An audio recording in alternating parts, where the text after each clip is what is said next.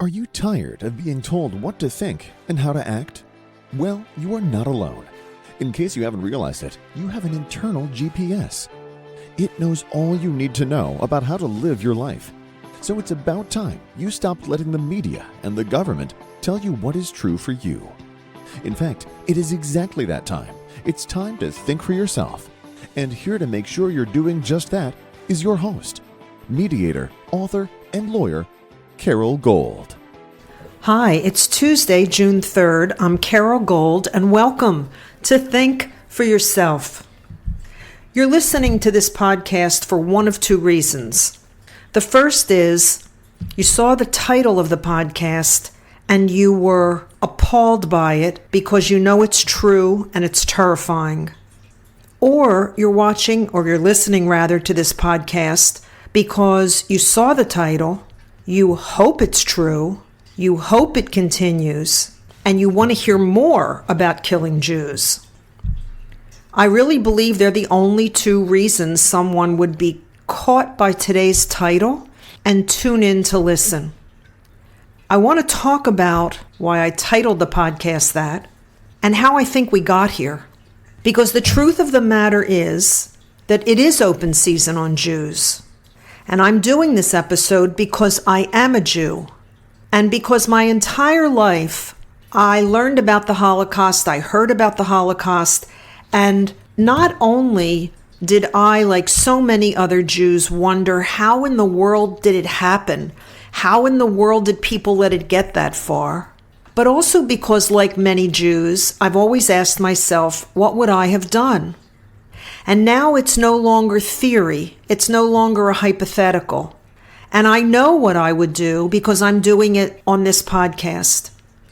I'm calling it out for what it is, and I'm trying to get at, number one, how we got here, and number two, what drives individuals to project such hatred onto another person or group of people.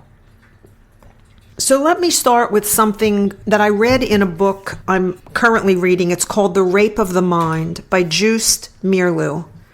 It's an analysis of how the human mind can be manipulated. It's an analysis of how the collective can be manipulated, the collective mind, both through media and non-media related methods.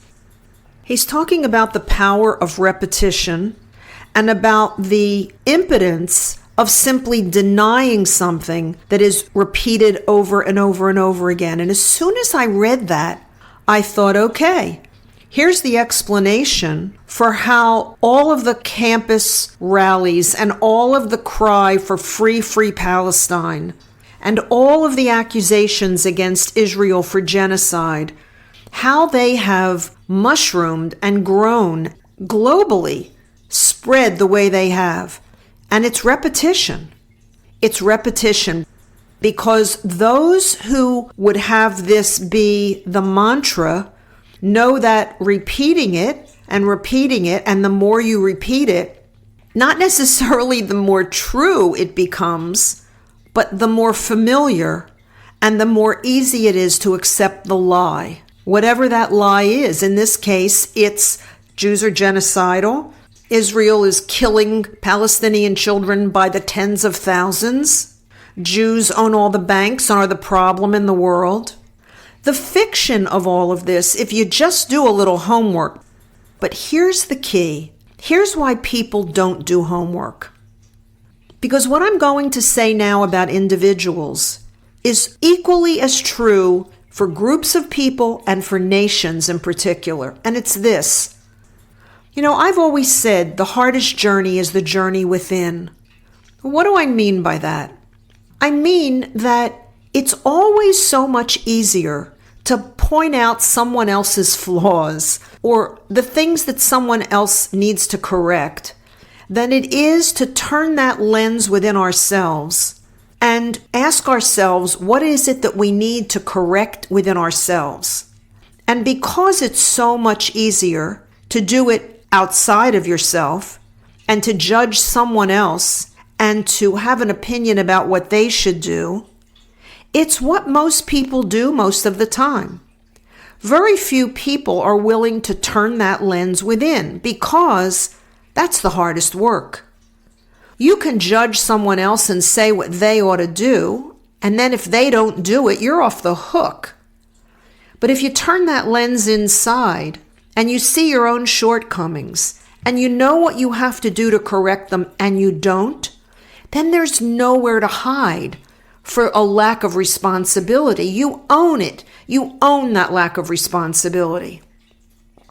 It's easy to understand personally when you think about it, and the truth of it is self-evident. But on the national scale, on the scale of nations, it's equally true. And here's what happens. When cultures begin to deteriorate, when a nation and a society is no longer at its apex, and it begins somewhat of a downward slide, for whatever reason, I'll take the United States and I'll start in the 60s with the removal of God from education. And then into the 70s and 80s, when foreign countries began to massively contribute massive amounts of money to our schools of higher education, to our universities, for the sole purpose of influencing curriculum, and not for the better either. Into the early 21st century, when there was a great deal of prosperity, and then people got lost in that. And then after 9/11, when we thought we had our true north back again, we thought we knew where our priorities belonged, but instead we got railroaded by the Patriot Act and some other things that again took our focus off of ourselves and began to put it on other countries. When that happens, whether it's the United States or it's England, which has lost its way, or France, which has lost its way culturally, or most of Europe, doesn't matter what the reason is. When a nation begins to downslide, it's like a person. It's easier to look outside, to look at other countries, to point the blame at them, rather than to turn that lens within and say, okay, how did we get here? How did we become a country and a culture where we can't define a woman, where we kill millions of babies in utero a year, where we allow men to participate in women's sports, where we've got a national crisis of fentanyl, where we have an open border that allowed terrorists to infiltrate this country by the thousands, tens of thousands, and maybe hundreds of thousands, who knows? They were all unvetted. It's much easier to say that Putin is the problem, or Zelensky is a wild card and expects too much, or Netanyahu is a war criminal. It's much easier to do that than to address all of those things I just named that have gone wrong in this country since at least the 1960s. It's also a form of projection, right? Because we project onto either another person or to another nation that which we actually are, and I'll use the word guilty of or complicit in. This is what has happened with the Arab world, but also with the non-Arab Marxist world. Both are projecting onto the Jews, onto Israel, all that they don't want to look at in themselves. You know, as journalist Douglas Murray says when quoting Vasily Grossman, a Russian author, tell me what you accuse the Jews of, and I'll tell you what you're guilty of. So isn't it ironic, and isn't it telling, that the world is screaming about a genocide by the Jews? The media is screaming, college campuses are screaming, nations are screaming about genocide by the Jews of the people living in Gaza. But the population of Gaza has doubled since 2005, when Gaza became autonomous under total Muslim rule by Hamas. That's not a genocide. Hello, that's not a genocide. That's the opposite of a genocide. That's population growth. Yet in Arab countries, any Jews who live there are gone. There are no Jews in Arab countries because, unlike Israel, Arab countries aren't interested in incorporating Jews into their Arab world, into their Arab societies, as Jews have incorporated Arabs into the Israeli society.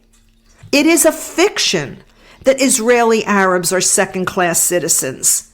There may be a problem with those in Gaza because they're ruled by terrorists, and there may be a problem in what's called the West Bank, Biblical Judea and Samaria, because it's ruled by the PA, the Palestinian Authority, and also terrorists.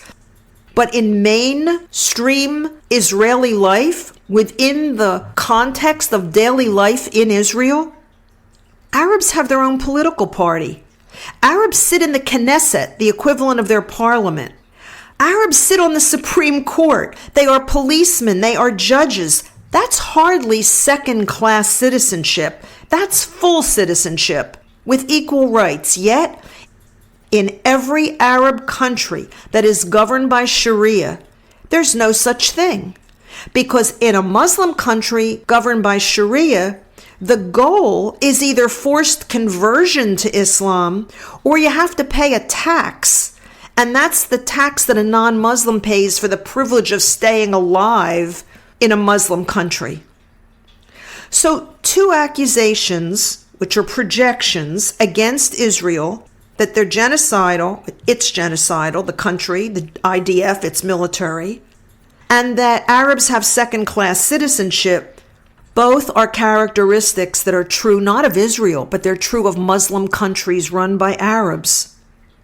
And it's also true in Marxist countries, because whether it's Marxism or communism, everyone in a Marxist or a communist-run country, unless they are the elite, unless they are the, quote, Politburo, unless they are the ones that are in charge and have the power, who are also the ones who are consuming all the wealth and hoarding it, everyone else is enslaved in a Marxist or a communist country.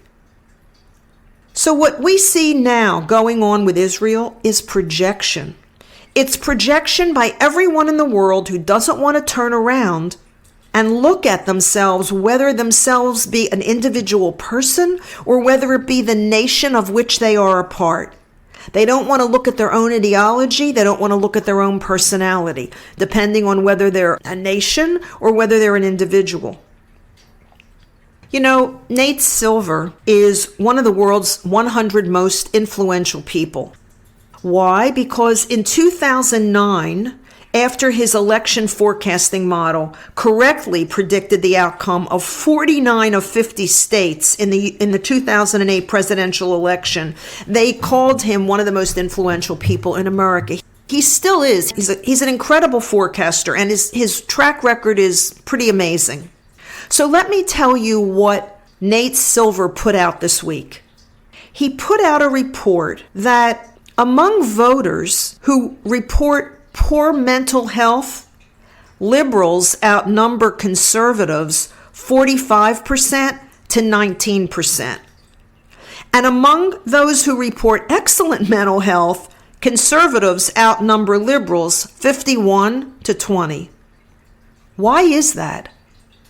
Well, first of all, there's a why of why is that, but there's also something very telling about that. That fundamentally liberals, people on the left, because when he's testing liberals today, there really aren't traditional liberals around. The people who are running the Democratic Party and the people who are communists in this country and Marxists in this country are far left. They're not classical liberals. He's talking about the far left is what he's talking about. The reason it's telling is because the people who are doing the killing, the people who killed Yaron Lachinsky and Sarah Milgram as they were coming out of an event in Washington, D.C., an Israeli event, they were Israeli staffers. She's Jewish. Well, she was Jewish. She's dead now. She was Jewish and he was Christian, but he had served in the Israeli army, and they were both trying to bring peace between the Palestinians and the Israelis as part of their career. And they were about to be married. Well, they were about to be engaged. He was going to propose to her this week in Jerusalem. They are now both dead because a leftist, remember, they are infinitely more unhappy than conservatives, meaning people on the right or middle right, because a leftist assassinated both of them because, I would say, of mental illness and mental manipulation. He was a homegrown terrorist. The Muslim who shot elderly women in Colorado this past week, one of them being a Holocaust survivor who lived into her 80s or 90s, and only to be only to be burned. He used Molotov cocktails and a flamethrower to be burned alive by this sick person, an Arab, a Muslim, Mohammed Suleiman. My point is, the people doing the killing are the people who are the Muslims and the political left. They are the Marxists, the communists, and the Muslims. I guess you could say they're Islamists if you want to be technical. I don't know, because I don't know that he was necessarily an Islamist, the guy in Colorado. He just was a Muslim who hated Jews. That doesn't automatically make you an Islamist. It does make you a Muslim who in the name of your God is acting reprehensibly. There is unhappiness among people who behave in this way, but there's more than that. There's a twisted mind. And the rape of the mind, as Joost Meerloo says in his book, has been a concentrated effort by individuals in power, complicit with the media, by governments who have been negligent in their defending all of the people under their governance. And that's why we are where we are today. We are where we are today because individuals have abdicated personal responsibility for their own mental health, for their own authenticity and honesty in looking at what their belief systems are and why they have them. And nations similarly, who are on the decline and don't want to look at how they got here and what they need to do to reverse the process. I have a problem with the word evil. I always have. I never really believed in such a thing. But I don't know what else to call it because, as I've always said in my podcasts, I believe in energy, the rightful use of energy. And I believe that when you use it properly, it's life-enhancing, and when you use it improperly, it's destructive and ultimately anti-life. I give the example always of a nuclear power plant or a nuclear bomb. But it's not enough to say that what's going on in this country and around the world, this targeting of Jews, this hatred of Jews, it's not enough to say it's a misuse of energy. And because I lack any other word at the moment, I call it evil and I call these people evil. Let me just for a moment talk about where I think this comes from and why always the Jews. You know, in the Torah, the first word of the 10 Commandments is Anochi. Anochi, I am, is an Egyptian word. It's not a Hebrew word. And it's not an Aramaic word. It's an Egyptian word. Why would God, talking to the Israelites, use an Egyptian word? He just took them out of bondage. He just took them out of slavery. It's because in etymology, in the understanding of words in various languages, there's no word in English or Hebrew that kind of communicates what Anochi means. Because Anochi means, I am everything. I am everything. I am not one of many gods, and I am not a thing outside of yourself. It's the most all-inclusive word imaginable that we know of. And God, the God who was talking to the Israelites, wanted them to know, wanted to communicate to them that that's who they were standing in front of, that that's who they were committing to in a covenant for all time. He wanted them to understand the magnitude of not only his own power or its own power or their own power, depending on what you believe God is comprised of, a man, a woman, or multiple beings, all as a single unit, whatever you believe, plural or singular. God wanted them to understand the magnitude of it but also the magnitude of them, the magnitude of all creation, and the magnitude of the responsibility of what they were entering into when they accepted the Ten Commandments. I think that's where the hatred comes from. I think it goes back that far. It's not that Jews are the chosen people. It's not that we are the chosen people in the sense of above all special, the rest of you are somehow lower. No. The chosen is that we chose.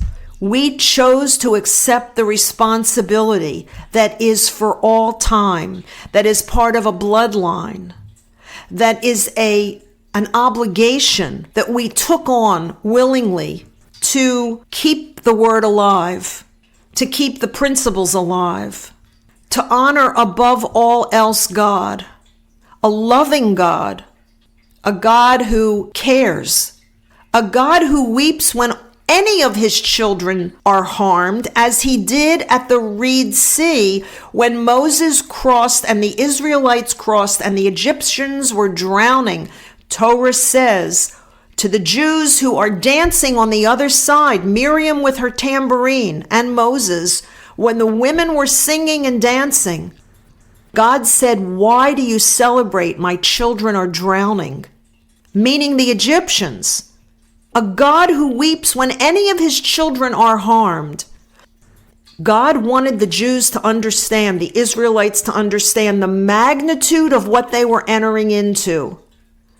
And because they have kept that promise, because we have kept that promise, because we know what matters, because we understand that family is everything, because we understand that materialism is a sham and a fiction to some extent. And it's why we celebrate Sukkot, when we understand that we are protected not by material things, but only by the grace of God. And so we live in a temporary structure during Sukkot outside of our homes, so that we feel the vulnerability of the elements and understand that it's God that we turn to always, first, always, and last. It's because we carry that the hatred stems from. And the proof that everything that Islam appears to stand for, at least in the 21st century, is a defilement of that, is that Islam in its present form reveres death. It is a death cult, and it reveres the opposite of what God at Sinai offered the Jewish people and what they accepted. Choose life that you may live. It is the essence of Judaism. It is the bane of Islam. I want to close out with one more thing. It's the longest podcast I've ever done. Every single one of us has a responsibility now to stand up and be heard. Whether it's locally, whether it's nationally, whether it's globally, whatever your range is, however far you can reach, it is imperative that we stand and say not only no to violence, which is an always no, but no, you will not silence me. You will not silence anyone who dares to stand and say that the Jews are just a symptom. The disease is within every single one of you who would try to project that terminal illness onto a Jew. Thanks for listening. I'm Carol Gold. I'll be back here again next week, and until I am, by all means, think for yourself. Carol thanks you for spending your valuable time with her. It is her mission to empower you to remember how smart and capable you are. Be sure to check out Carol's website, carolgold.com. That's Carol with an E, gold.com. Please leave a review and subscribe here so you'll be alerted to Carol's next podcast. Until then, above all else, remember, it's time to think for yourself.